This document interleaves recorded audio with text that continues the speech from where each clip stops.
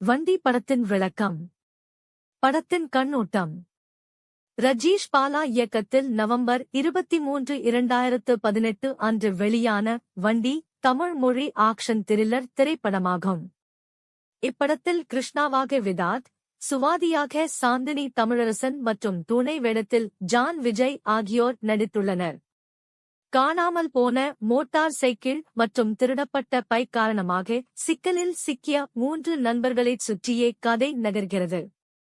கதை சுருக்கம்.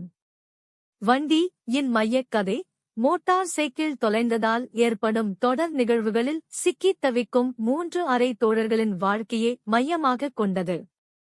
இந்த பைக் ஒரு பொருள் மட்டுமல்ல, இது அவர்களின் அபிலாஷைகளையும் பிரச்சனைகளையும் குறிக்கிறது.